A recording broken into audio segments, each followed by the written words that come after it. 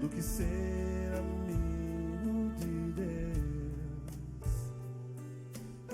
Querido Jesus, estamos em Sua presença mais uma vez para mais essa jornada de estudo bíblico que fazemos aqui periodicamente, Senhor.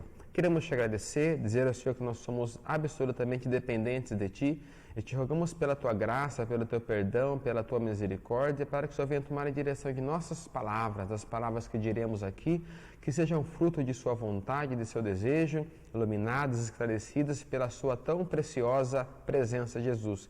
Tem misericórdia de nós mais uma vez, usa-nos como instrumento de bênção para a vida de Seus filhos e filhas que nos prestigiam com esse trabalho. Em nome de Jesus te pedimos por essa bênção e desde já te agradecemos, Senhor. Em nome de Jesus, amém. Amém. A paz do Senhor, querido professor. Esse é o EBD de Cara a Cara. Começamos aqui mais um ciclo de estudo, damos continuidade. A lição de hoje sendo tratada é a lição de número 6. Mulheres que ajudaram Jesus.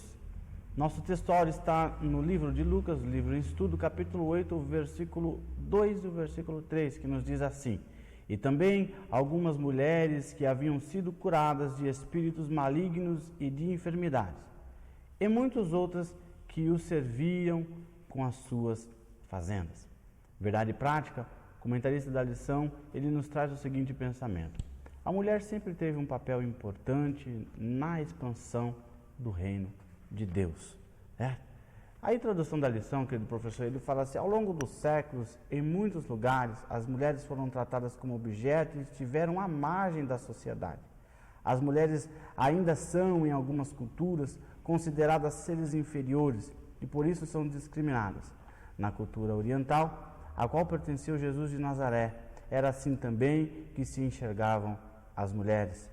Um dos fatos que fica logo patente no Evangelho de Lucas é o tratamento que Jesus dispensou às mulheres. Essas mulheres esquecidas, discriminadas e maltratadas encontraram no Mestre a manifestação do amor de Deus. A forma que elas encontraram para retribuir foi segui-lo e servi-lo com seus bens. Um exemplo a todos aqueles que querem também agradar a Deus. A paz do Senhor, meu querido professor Samuel. A pastor Gerson, uma alegria poder estar aqui mais uma vez nessa aula de Escola Bíblica Dominical. Amém. E a paz do Senhor para nossos amigos e ouvintes, a você que nos prestigia. É um prazer poder estar aqui novamente compartilhando com vocês uma porção da Palavra de Deus. Professor, começamos aqui essa lição e talvez seja uma das lições mais, digamos que, assim, importantes e belas a ser ministrada ao longo desse ciclo. E falamos sobre as mulheres que ajudaram Jesus em seu ministério, né? E temos coisas maravilhosas aqui a ser tratadas. Talvez seja um assunto em que muitos não venham a tratar com a devida atenção necessária, mas aqui nos propomos, diante da unção do Espírito Santo, Ele está nos guiando nesse ciclo de estudos, para que nós viemos extrair aqui aquilo que é de melhor para compartilhar com os professores, né, professor Samuel? É, isso mesmo. O que a gente aprende aqui? O que o senhor separou para nós? Tem bastante coisa interessante nessa lição. A princípio, a gente vai se lembrar e sem nos esquecer, e isso não é novidade dizer isso, né? As mulheres sempre foram consideradas um ser inferior. E essa tradição se impregnou na cultura judaica de tal forma a ponto de muitas pessoas verem hoje a Bíblia como um livro machista. Elas acham a Bíblia um livro machista, o homem tal, né? Enfim, a mulher é inferior. E os judeus tinham mesmo essa cultura, né? Nosso pastor presidente, pastor Osmar José da Silva, em um dos seus livros, chamado Liturgia, ele comenta uma oração muito comum nos tempos dos rabinos, na época de Jesus. Naquela oração, os rabinos oravam dizendo exatamente essas palavras: Senhor, muito obrigado, porque eu sou um judeu, não sou um gentio e nem sou uma mulher. Porque na cultura deles, a mulher nem alma não tinha. Então não são poucas vezes que nós veremos a mulher sendo tratada de lado e desprezadas na própria situação bíblica, mas não que a Bíblia estivesse sendo machista, mas ela estava denunciando o fato machista. Por isso a Bíblia descreve o fato. Não que ela esteja corroborando com o machismo, mas ela está ali denunciando o machismo que existia. Jesus chega, ainda hoje é assim, em algumas regiões do Oriente Médio, a mulher ainda continua sendo tratada de uma forma desprezível, tendo que andar 10 passos atrás do homem, e tendo que esconder seu rosto quando está em lugares públicos. E o cristianismo, ele é essa religião que dignifica a mulher, né? Dá uma olhada pelo mundo, isso dizia a esposa do nosso pastor Jaime Kemp. A esposa dele ministrava numa certa aula e ela dizia essas palavras: dá uma olhada no mundo e veja como são tratadas as mulheres aonde o cristianismo ainda não chegou. E você vai ver como que elas são tratadas lá. Jesus trata a mulher com um cuidado e faz delas, como veremos agora nessa abertura do bloco 1 dessa lição, ele faz delas um instrumento de expansão do seu próprio reino, né? Às vezes até mesmo nas ministrações a gente vê como que os irmãos tratam, né? Às vezes a mulher fala que a mulher é fofoqueira. O homem não fofoca. Homem não, só a mulher que fofoca, né? Então nas próprias falas, porque Jesus, ele apareceu primeiro para as mulheres, porque queria que elas falassem e tal. É um pensamento bem machista esse, se você for ver bem. Porque na verdade existe muito homem fofoqueiro mesmo, existe muito homem que fala mesmo, tudo, não tem essa de mulher é mais fofoqueira que homem, todos são iguais, numa proporção igual. Tem homem que fala muita coisa também, que não deveria falar. Então Jesus, no judaísmo, ele não reproduz esse comportamento, ele passa a dar uma certa evidência para a presença feminina no ministério dele.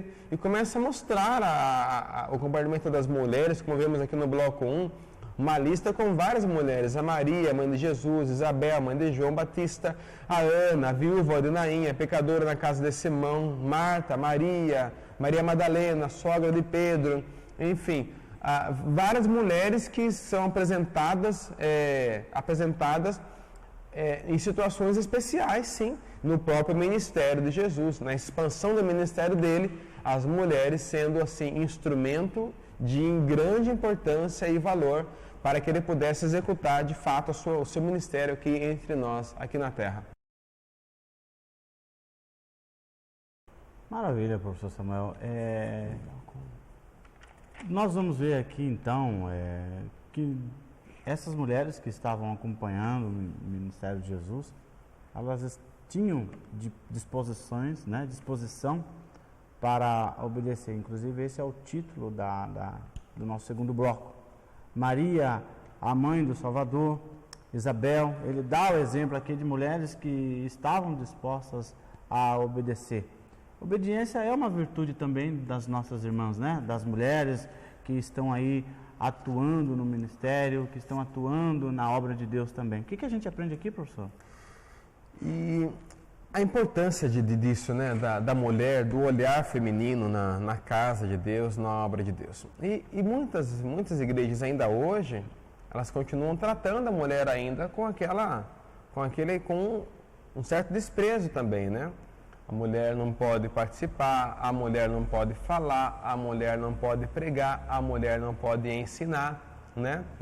E quando Paulo disse isso em Corinto, né? Porque certo. Paulo disse isso só ali, então logo era uma questão de costume naquela região. Era algo local? Era algo local. Certo. Não permito que as mulheres ensinem.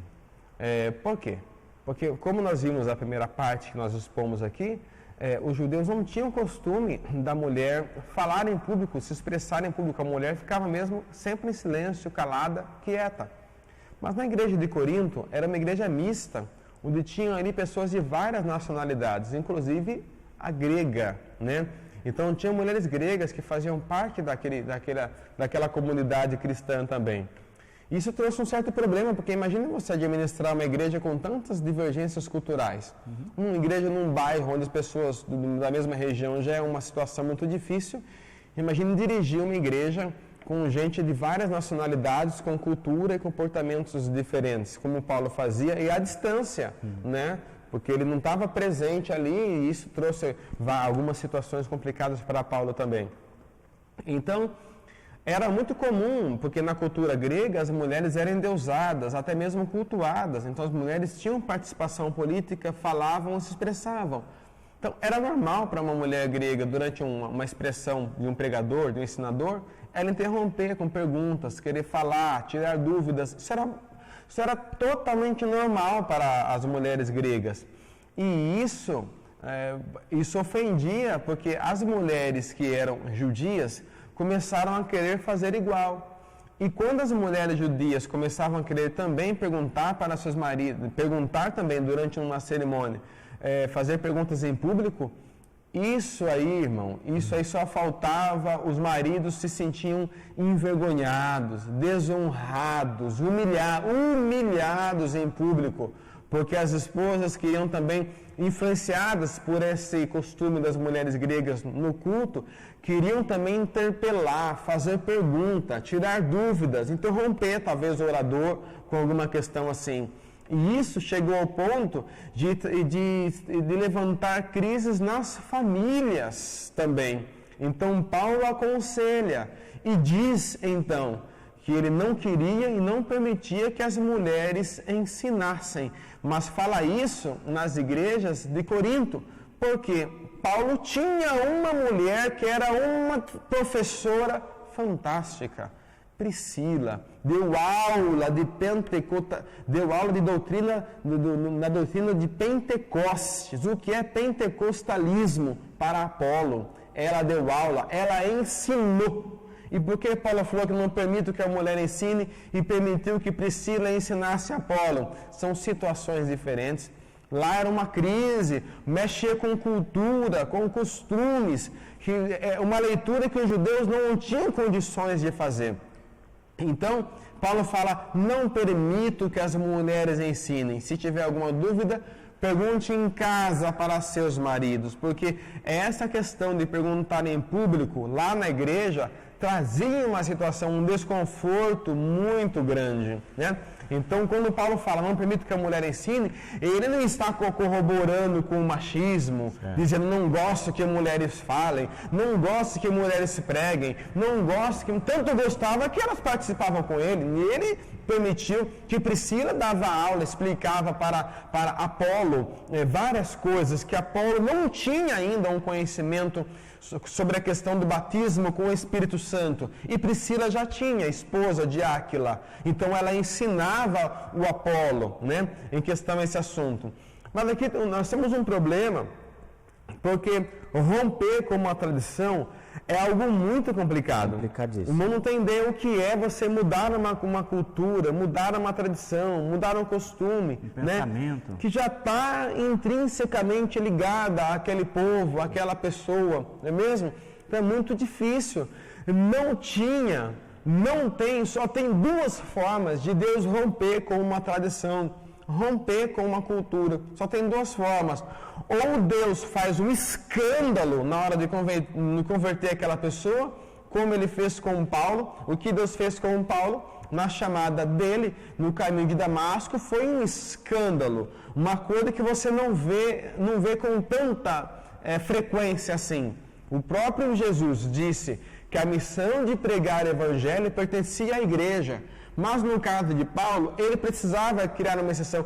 Ninguém era louco de querer ir lá pregar para Paulo, né? Ele rodeado com os seus guarda-costas ali, chegar perto dele e talvez ser morto. Então, Jesus vai pessoalmente, né, glorificado naquele caminho e se revela para Paulo, né? Diz a ele o que ele tem que deixa ele cego. Enfim, mas Paulo era um homem muito preso à sua cultura, à sua tradição. Deus teve que fazer um escândalo na conversão de Saulo para que mexesse com essa mentalidade que ele tinha com relação à tradição e a costumes também. Então, uma das coisas que Deus tem que fazer para quebrar com esse ranço de tradição e de cultura é fazer esse escândalo que ele fez com Paulo, né? Com Saulo, na hora da sua conversão no caminho de Damasco. A outra coisa que Deus faz, quando Ele quer quebrar uma tradição, quebrar um costume que está intrinsecamente ligado a um povo, a uma comunidade, é fazer o quê? é trazer alguém de fora, é trazer alguém que não está nem aí com isso daí, é trazer alguém que ele não está preso emocionalmente a esses pontos tradicionais que o povo tem. Por isso estamos lendo Lucas aqui. Por isso Lucas vai falar de mulher, Lucas vai falar de leprosos, Lucas vai falar de gentio, né? Pobres. De pobres. Isso não tem como. No capítulo 22 de Atos, o apóstolo Paulo está pregando muito bem, obrigado. O discurso está maravilhoso, impecável, em hebraico para agradar o seu público ainda. E ele segue o seu discurso perfeitamente, seguindo todas as regras que ele deveria seguir, até que ele chega no versículo 21 e pronuncia a palavra fatal. No versículo 21 de Atos 22, quando Paulo prega, ele fala praticamente, literalmente, um palavrão no meio do seu discurso. Qual foi o palavrão que ele falou? Ele citou a palavra gentio. E quando ele fala a palavra gentio e diz lá que ele iria pregar, também foi enviado para pregar aos gentios, aqui acabou o seu discurso. O verso seguinte diz assim: ouviram-no somente até esta palavra. Tradição, é difícil arrancar para eles. O Messias vai vir para salvar o judeu, não vai salvar os gentios. Primeiro é o judeu, vai salvar o judeu e tudo mais. Então não tem condição, isso é uma cultura. Então, na visão deles, a mulher está presa, ela não vai falar, é isolada, é jogada de lado. Quando Lucas vem e vai fazer a sua entrevista, e vai destacar agora a importância de Maria no papel da mãe do Salvador, ele vem trazer essa pessoa tão maravilhosa e abençoada que é Maria, né? Aqui temos um problema, porque a gente tem uma coisa, a gente não consegue reverenciar uma pessoa na proporção devida. Ou a gente escorraça uma pessoa e despreza totalmente aquela pessoa, isso a gente, eu falo, nós seres humanos, ou nós deificamos aquela pessoa numa dimensão que não deveria estar, né? Pastor Napoleão Falcão, ministrando esses dias aqui em Sorocaba, ele falou que a graça faz isso com a pessoa. A graça, ela dignifica, honra, né? Agrada, honra uma pessoa sem torná-la divina, né? E humilha uma pessoa, né? Mostra, revela o pecado daquela pessoa sem humilhar aquela pessoa. Só a graça que faz isso. Maria, o que aconteceu? A Igreja Católica trouxe, tentando, né, dar essa honra, esse mérito a ela, acabou dando a ela um status que Maria não tem. Né? Um apoio de medianeira, de mãe de Deus e tudo mais. Tudo isso fundamentado numa tradição que não tem apoio bíblico, não faz parte do cânon sagrado, né? Não faz parte. Mas eles acabaram trazendo isso. Maria é a mãe do Salvador, nosso Salvador, e muitos evangélicos têm medo de pregar ou de falar sobre Maria. E Maria é uma mulher abençoada, uma mulher de Deus, é a mãe do nosso Salvador, e ela é destacada e merece ser destacada como um exemplo de submissão e obediência. Ela aparece aqui para nós como esse exemplo, um exemplo de submissão, um exemplo de obediência. Né? Não tem que ter medo de falar de Maria, é a mãe de Jesus, está aqui na Bíblia a sua história. Né? Tem evangélico que tem pavor, não pode falar. Por que não pode falar sobre Maria? Não está na Bíblia? Gabriel não apareceu para Maria, não revelou a ela o propósito da salvação, o próprio Deus não deu valor a Maria, então por que você não dá valor para Maria também? Você não vai adorar Maria. Não vai adorar, você não vai também se prostrar, tal. Há pouco tempo atrás, o padre Fábio de Mello, um padre católico, é claro, ele ministrava no seu discurso e ele criticava os católicos por uma devoção exagerada a Maria. E ele falava, temos que respeitar Maria, mas nós devemos adorar a Cristo, Ele é o centro, Ele é o alvo, é Ele que salva. Ele falou tudo verdade, só que isso trouxe um incômodo junto aos seus pares católicos. Então, alguns chegaram a mencionar algumas coisas aí, tal, que ele ia ser desligado, porque trouxe um desconforto muito grande junto à comunidade católica ao ouvir o padre Fábio de Mello, dizer que o centro de nossa fé é Cristo. Né? É Ele que salva, é Ele que tem que ser adorado, né? Tem que respeitar Maria, mas ela não é a nossa salvadora. Ele falou tudo isso, o próprio padre falou isso e os próprios católicos não conseguiram entender, porque é tradição, já está ouvindo isso aí há mais de 1000 anos, ouvindo essa história, não vai mudar de uma hora para outra. Então nós podemos dizer que essa lição de número 6 é um tabu. É um tabu a ser quebrado, né? A ser quebrado, porque falar de Maria, falar sobre ela, respeitar Maria, falar do seu exemplo de obediência, de fé, de submissão, não é um escândalo para nós. É Bíblia, é pregar a Bíblia, não é mesmo? Correto. Que a gente, às vezes, com medo, acaba demonizando algumas doutrinas, alguns fatos, sem apreciá-los com mais cuidado. Que boa aula, professor Samuel. Dando continuidade no bloco 3, então, mulheres com disposição para servir. E esse deve ser, sim, o sentimento de toda a nossa irmã, toda mulher envolvida, que foi chamada por Cristo, em função até mesmo de gratidão, como o próprio comentarista da lição, já no começo da lição, ele já veio mencionando, né? A salvação foi proposta a graça, e agora o que nos resta, o que resta, seja mulher, seja homem, é servir ao Senhor com alegria, em função daquilo que Ele fez por nós no Calvário, né? Exatamente. O que a gente aprende aqui, professor?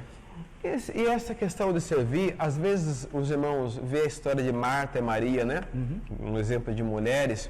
Maria sentada aos pés de Jesus, aprendendo com Ele, uma aula com certeza fantástica e inesquecível, e Marta ali ocupada servindo. Marta servindo, aquela correria toda, preparando ali a refeição para Jesus.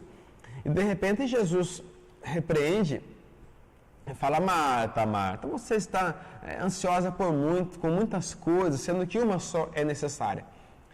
Esse fato faz muitos irmãos criticarem Marta pelo fato dela estar servindo.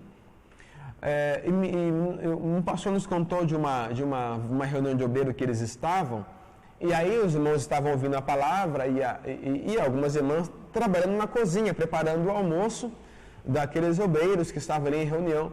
De repente o orador, o pregador, falou que quem estava ouvindo a palavra estava em melhor condição, porque estava escolhendo a melhor parte, já que estavam ouvindo a palavra de Deus e não estavam ocupados com outras coisas. E uma irmã na cozinha falou: irmãs, para tudo, larga aí, vamos ouvir a palavra também. Lá, a melhor parte está lá, então não temos que... vamos todo mundo ouvir a palavra. E saíram as irmãs e sentaram no meio, lá tudo a roupinha de cozinha, ouvir a palavra também, de manhã.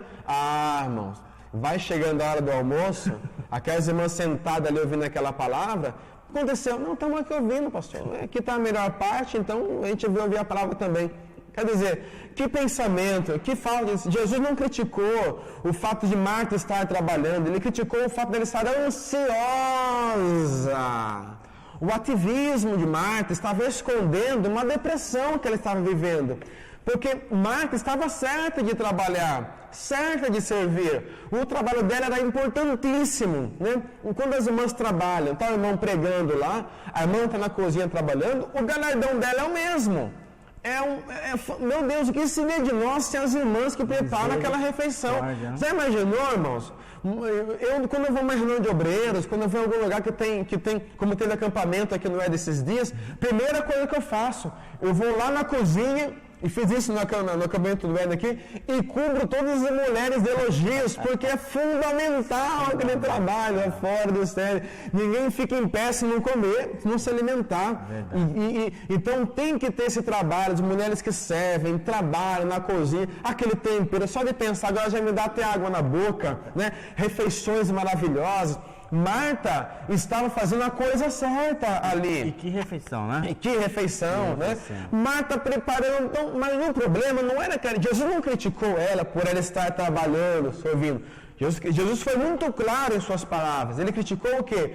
O fato dela estar ansiosa, às vezes na igreja, trabalhando, limpando o chão, lavando o banheiro, pregando a palavra de Deus. Pregando, nós podemos estar escondendo alguma coisa. Podemos estar pregando muito, prega de manhã, tarde, de noite, e por trás daquele ativismo pentecostal está uma pessoa ansiosa, uma pessoa assim, depressiva. Sempre pode ver que você vai pregar, sempre bate em 4 ou 5 no meio da pregação, tá depressivo, tá nervoso, tá com raiva, né? Então, às vezes, o ativismo, as muitas ocupações que nós fazemos na igreja, esconde pessoas raivosas, rancorosas, ansiosas, e foi este sentimento que Jesus criticou. Não foi o fato dela estar trabalhando. Então, ela podia estar trabalhando sim, sem estar sentada aos pés de Jesus e ter também escolhido a melhor parte. Ela só devia fazer o trabalho sem estar ansiosa. Jesus detectou como um mestre dos psicólogos, né? Detectou ali que por trás daquele trabalho existia uma alma ansiosa. E foi isso que Jesus atacou, não foi o trabalho. Marta fez um trabalho formidável e Maria também. É que Marta estava ansiosa, escondendo por trás do seu trabalho uma ansiedade, né? E assim, professor Samuel, eu tenho uma certa visão relacionada às nossas irmãs, e o senhor já já congregou nessa igreja, já foi até superintendente da igreja do Éden, né? E da escola dominical. E nós fizemos um trabalho, só para registrar, professor, um trabalho de escola dominical, chamado Talentos, para angariar despesas, essas coisas, e precisa ver o quanto essas irmãs se empenharam, trabalharam em prol da obra, abraçaram a causa. E eu até comentei com o pastor, né? Que o pastor que tem um grupo de irmãs que trabalham, que são obreiras, que vestem a camisa, ele tem uma dinamite, uma bomba dentro na mão, porque quem pode parar essas irmãs, professor Samuel? É interessante, a gente tem que valorizar mesmo as mulheres, e eu vejo alguns líderes religiosos que não valorizavam, né? Assim, nunca a mulher teve tanta evidência assim. Teve até um caso no Brasil muito famoso, um pregador muito famoso de uma igreja aí, tudo era ele. É ele que prega, é ele que faz, é ele que ora, é ele que unge, é ele que faz tudo, ele faz tudo. Morreu. Quem que preside a igreja agora? A mulher. Quer dizer, é estranho, né? Porque daí acaba tendo que talvez o povo sempre aprendeu que a mulher não vale, que a mulher é menor, que a mulher é pior, que a mulher tem que ficar de lado, e agora o povo tem que até reajustar de novo, falar, poxa, e agora tem uma mulher pegando para mim, como é que fica agora? Quer dizer, dificulta o próprio trabalho dele mesmo, né? Quando poderia utilizar desses grandes instrumentos que é a mulher para fazer um trabalho muito melhor para Deus, não é mesmo? Então nós podemos perceber assim quantas mulheres fantásticas, né, na Bíblia. E eu penso assim, professor Gerson, ser cristão pode ser difícil, mas ser cristã é muito mais difícil. Penso eu, pela experiência que eu vejo dentro de igreja e tudo, que o papel da mulher na obra de Deus é muito mais difícil. Mais pesado. É mais pesado. Justamente também pela questão do reconhecimento, né?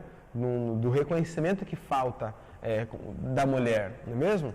O homem tem muito mais espaço, se você for ver, em vários aspectos. Está mais em evidência. Está mais em evidência. É que nem mulher não. Você consegue lembrar o nome de, por exemplo, se eu falar para você, cite o nome de 5 pregadores famosos aí, você vai me dar o nome de 10 famosos. Se eu te falar o nome, se eu falar assim, tá, agora me fala o nome de 3 esposas desses pregadores famosos, você não vai conseguir falar. Você nem sabe como que é a imagem delas, você nem sabe quem elas são. Então, professor Samuel, mas é aí que é a esposa do pastor. É a esposa do pastor. É a esposa do pastor. É aí que está o problema.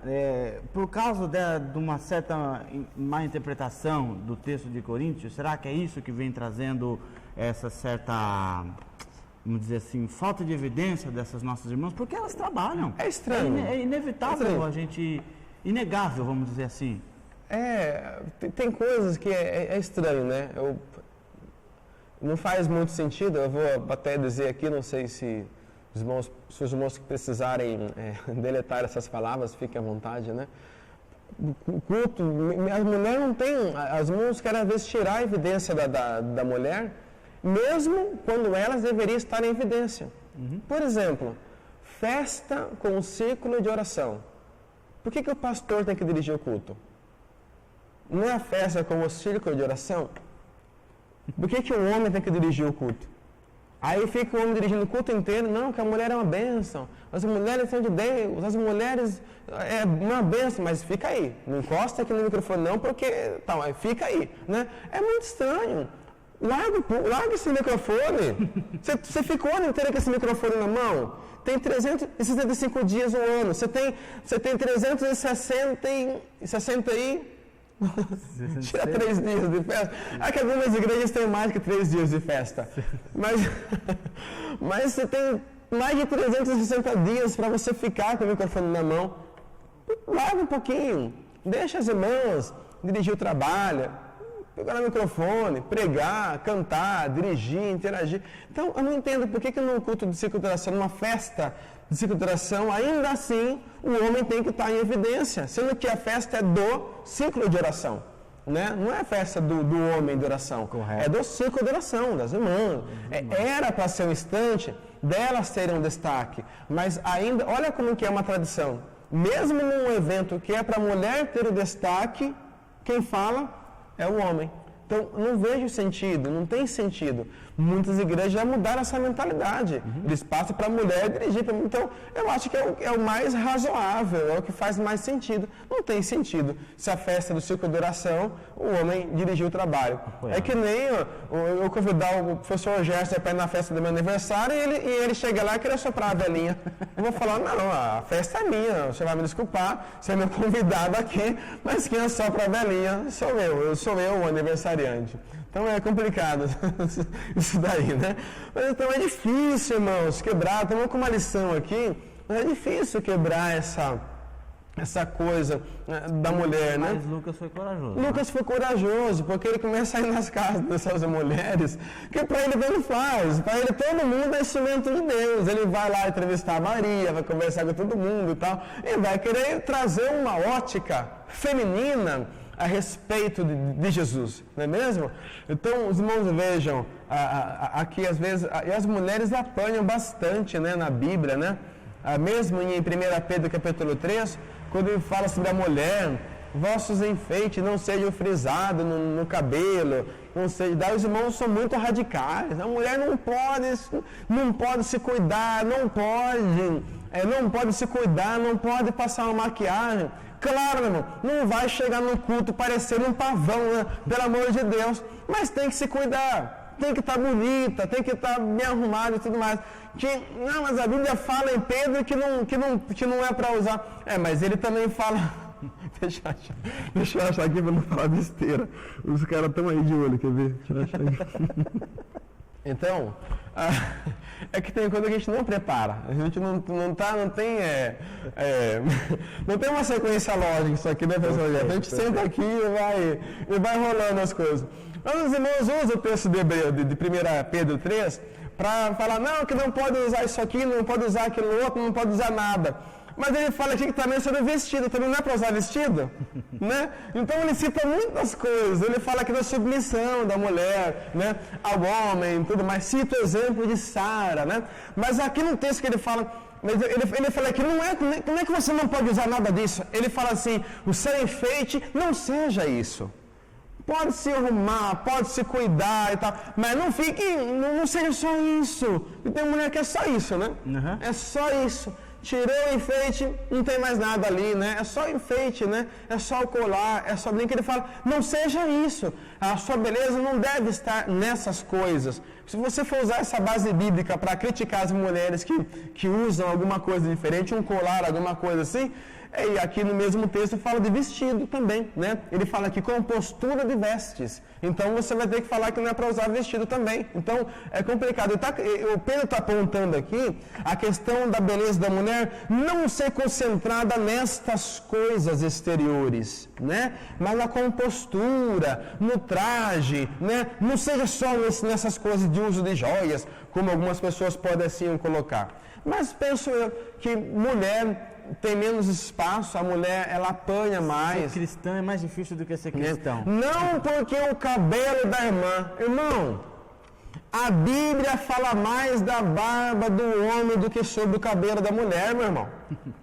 Se for para bater, a gente vai ter que apanhar mais. Está todo mundo em pecado aqui, ó. Cadê a barba aqui? Sendo que a barba era sinônimo de honra. Deu uma guerra lá nos tempos de Davi, porque rapou a metade da barba do homem. Morreu não sei quanta gente depois lá, porque rapou a barba. Isso era honra. Então a Bíblia fala mais sobre a barba do homem do que sobre o cabelo da mulher.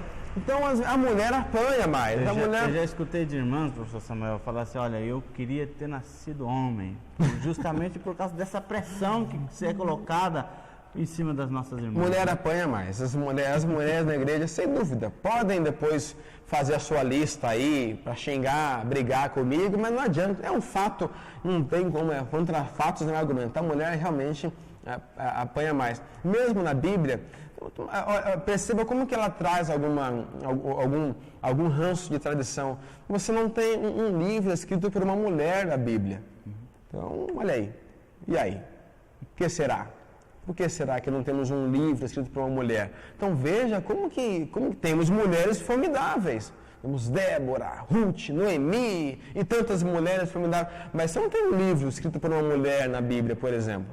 Então é uma coisa para você pensar como essa pressão social era muito forte na época desses homens e ainda é em muitas igrejas ainda hoje. Não é mesmo? Interessante que Jesus ele vem diante dessa balança, ele vem colocar um equilíbrio nisso aqui, né? E dá atenção às nossas irmãs, às mulheres, no contexto cultural e social de qual ele implantou o Evangelho, né? Sim, agora vem os irmãos. Uma vez brigaram comigo quando eu falei isso que eu vou falar aqui agora. Em João 4, Jesus está conversando com a mulher samaritana, né? E havia um costume, uma tradição na época, não dá tempo de explicar aqui, uma tradição. Quando você queria conhecer uma pessoa, que você queria namorar uma pessoa, conhecer uma mulher, a mulher queria conhecer algum rapaz diferente, o lugar de ir era no poço. No poço vem os viajantes, vem as pessoas de fora, vem gente diferente. Então no poço... Era o shopping center da época. Era o shopping center da época, era o point da época. Era no poço que você vai. Onde foi que o servo de Abraão, o primeiro lugar que ele foi logo de cara para procurar uma mulher para Isaac. Não tem dúvida, poço. Então, no poço traz essa ideia meio que romântica, né, para a situação. Mas se forem ver em João 4, você vai ver que Jesus se encontrou com uma mulher no poço. E ele está conversando agora com aquela mulher sozinho com ela, naquele poço, né?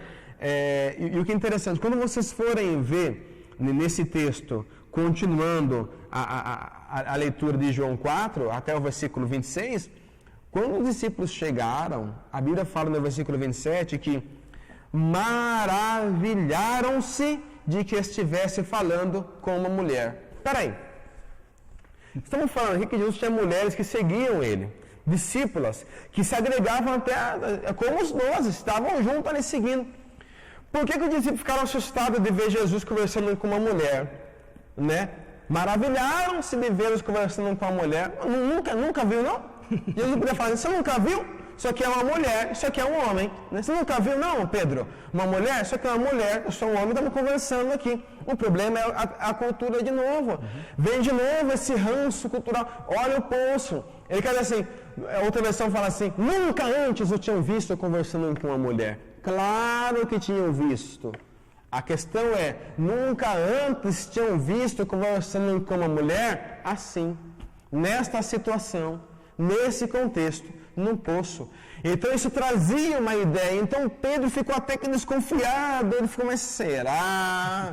Eu não sei não, eu não vou falar nada. Então Pedro começa a dar uma de migué, como diz o outro. Falar coisa com coisa. Sabe, você joga um verde para colher madura e fala, mestre, trouxe a comida aqui, come. E você faz o que com a comida, irmão? Você enfeita a cabeça, Carmen Miranda agora vai enfeitar a cabeça com comida? Comida é feita para comer mesmo. Mas Pedro falou uma frase idiota, uma frase boba, meio que uma verde, porque ele não tinha o que falar. Ele ainda estava chocado em ver Jesus falando com a mulher. Então Jesus, claro que ele entende que está no coração de Pedro, e ele pega e fala assim, uma comida tenho para comer. Versículo 34. A minha comida é fazer a vontade daquele que me enviou. Traduzindo, se eu fosse fazer a vontade de vocês, se eu fosse seguir a tradição de vocês, se eu fosse seguir a cabeça pequenininha que vocês têm, eu perderia agora a primeira missionária da história do cristianismo. A minha comida não é fazer o gosto de vocês. Por vocês, essa mulher ia ser jogada no lixo. Não ia servir nem para fazer parte do último banco do círculo de oração na igreja de vocês. Se fosse pensar que nem vocês, eu perderia agora uma potência missionária. Então a minha comida não é fazer o gosto de vocês, é fazer o gosto, a vontade do meu Pai. Então leia depois com João 4 com um pouco mais de cuidado, que você vai perceber essa visão que os discípulos tiveram com relação a essa conversa estranha de Jesus com a mulher no poço de Jacó, né? Falou assim, nunca antes viram. Claro que viram, toda hora estava vendo, é que nunca viram assim, desse jeito, com esse contexto aí. É impossível não se maravilhar com Jesus tão maravilhoso desse jeito, né, professor? Ele não estava mesmo disposto a se rebaixar a certas tradições comuns nossas, né? Glória a Deus. A lição 4... O bloco 4. O bloco 4, então, professor Samuel, mulheres com disposição para ofertar. Isso é bom. Isso é bom, né? Porque tem umas irmãs aí que tem dinheiro, professor Gerson. Tem dinheiro. E tem os irmãos que não gostam, não pode pregar aqui, não pode ensinar. Eu quero falar com o pastor, não pode me trazer uma oferta. Opa, peraí, senta aqui, vamos conversar aqui que a irmã precisa. A oferta ele quer. A oferta ele quer. Não quer da oportunidade, mas a ofertinha ele quer. Então, disposição para ofertar, as mulheres ali, né, professor Gerson, aparecem ofertando, sempre aparece ofertando, né? E elas têm dinheiro, né? Tem umas viuvinhas ricas aí, meu irmão, que olha, vem viuvinha rica aí que não. Você lê o jornal, você fala que está em crise, ela ri da sua cara. Ela fala, que crise você está falando aí? Você fala assim, não, porque mudou agora a inflação. Você está de brincadeira, não estou nem sabendo disso. Eu vou lá para a tarde da benção, lá já volto. Quer nem saber de crise, né? Então tem, mas então a mulher é usada no sentido de ofertar, e uma delas quebrou um vaso de alabastro aí nos pés de Jesus, né? O que isso quer dizer? Era uma mulher, a Bíblia chega a falar assim, com trajes de prostituta. O que ela é, irmão? Você está usando um traje de prostituta, ela é uma prostituta, né? Quebrando aquele perfume aos pés de Jesus. Ela, ao quebrar aquele perfume aos pés de Jesus, os irmãos têm que entender que aquela região, para a profissão que aquela mulher exercia, que ela era uma prostituta, se é que posso chamar de profissão, estou partindo do ponto de vista dela. Então, quando ela quebra, o perfume era algo fundamental. Lembra-se, estamos num lugar quente, Oriente, a coisa é calor, tudo mais. Ela usa o corpo para ganhar o seu dinheiro. Então, o dinheiro, o perfume é algo fundamental para o trabalho que ela está exercendo, para a profissão dela. Não é mesmo? Sabe por quê? Tem muitas, hoje em dia no evangelho de hoje, tem mulheres aí que se dizem cristãs e estão gravando os filmes pornográficos, né? Não, eu sou cristã, mas é a minha profissão, não é mesmo? A minha profissão é essa, mas eu aceitei Jesus, sigo uma igreja, mas minha profissão é fazer filmes pornográficos com vários homens, mas eu tenho fé em Jesus. Né? Minha fé está em Jesus. Eu vou lá, eu oferto, adoro a Deus, eu levo meu dízimo lá bonitinho, né? Mas a minha profissão é ser prostituta. Quando aquela mulher quebra aquele perfume aos pés de Jesus, ela estava entregando a carteira de trabalho dela nas mãos de Jesus. Então, o quebrar aquele perfume significava: não voltarei para essa vida. Então, não está só quebrando perfume, eu vou quebrar aqui, vale, não é só isso. Ela está mudando de profissão. Então não tem cabimento a mulher chegar a falar, só falta agora querer fazer um pornô gospel, né?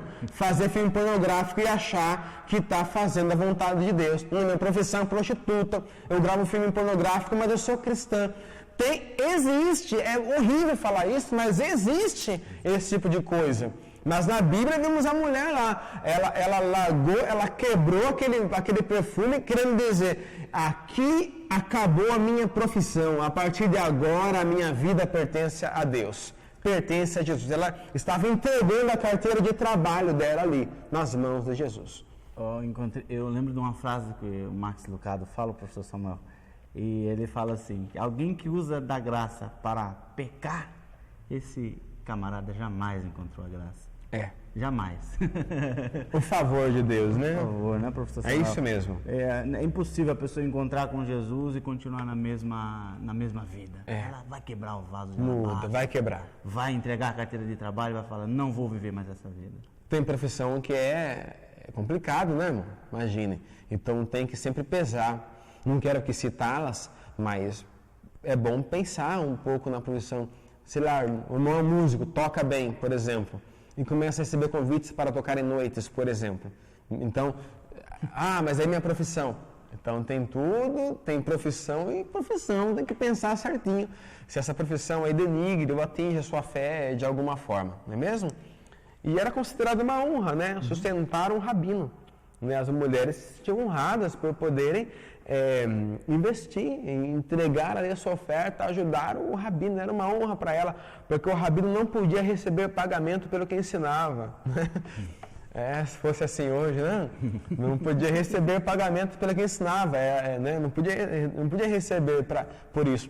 Como os políticos nos áureos tempos de Roma, a senhora do mundo, os candidatos, daí vem a palavra cândido, se vestiam de branco e eram os candidatos, né?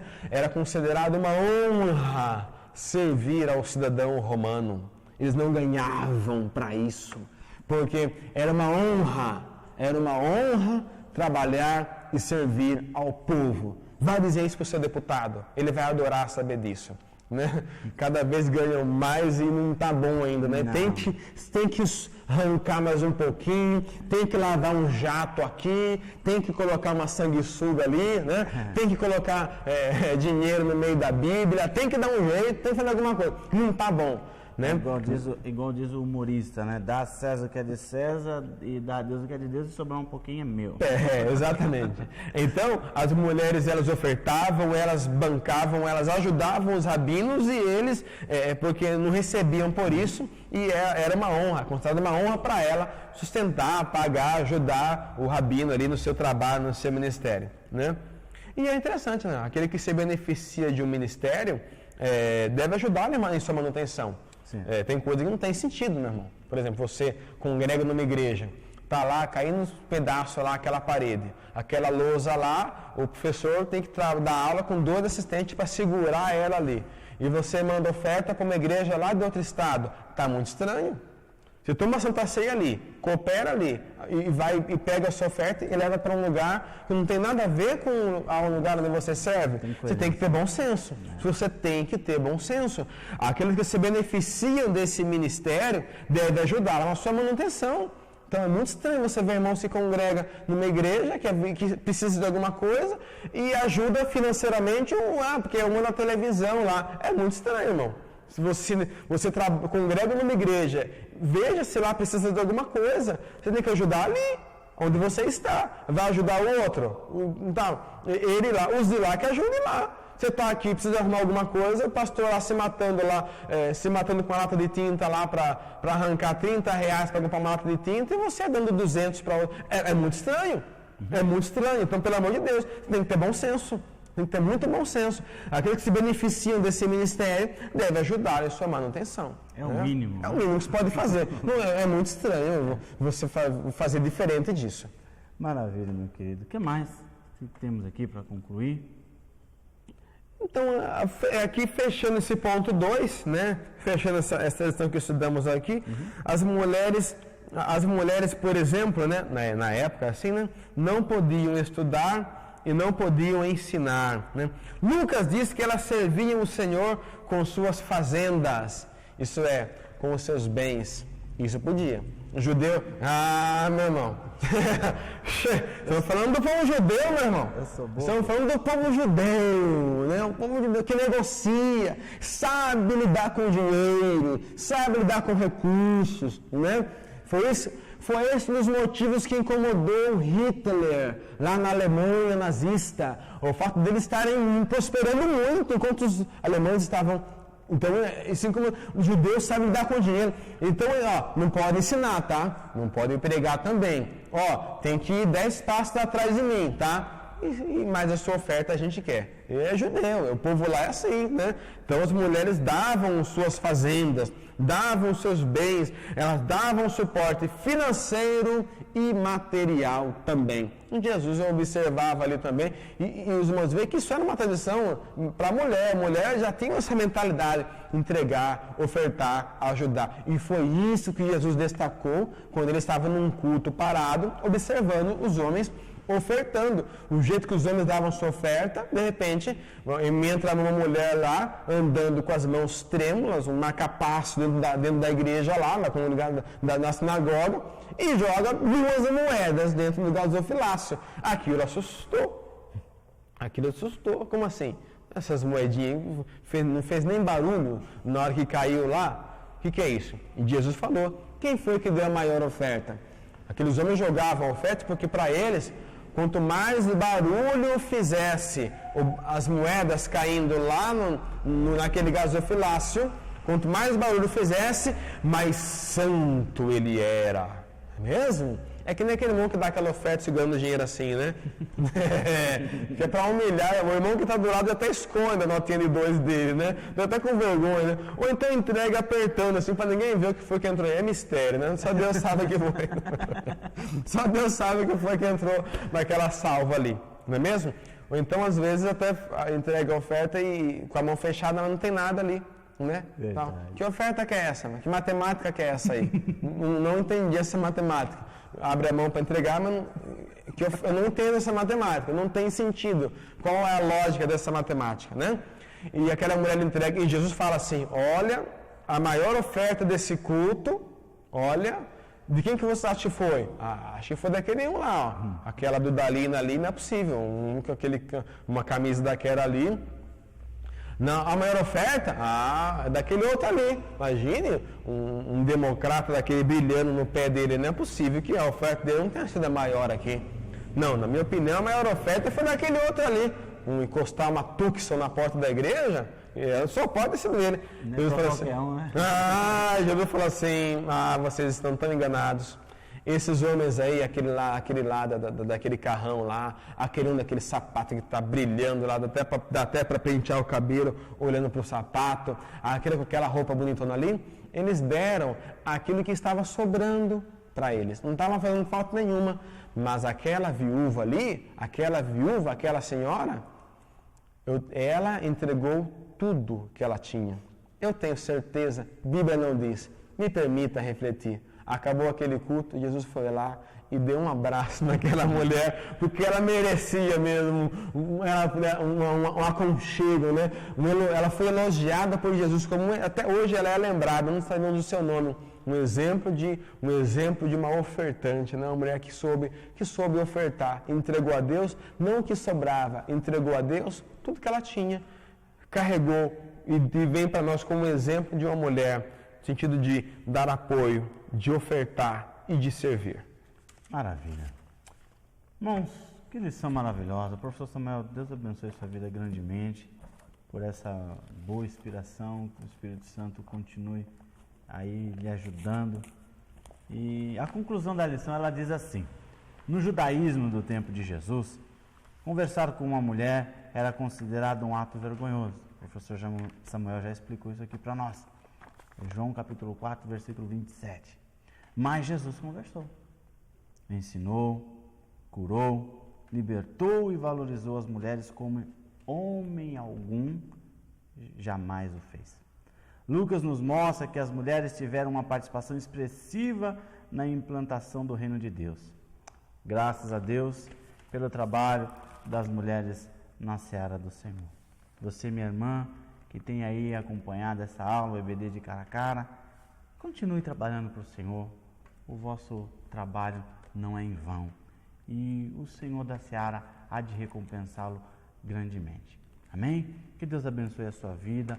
Você vai ter qual é o detalhe hoje, professor Samuel? Temos. Maravilha. Então acompanhe qual é o detalhe. Professor Samuel, esse quadro aí que tem nos enriquecido bastante. Ore por nós, pelo trabalho do EBD de cara a cara.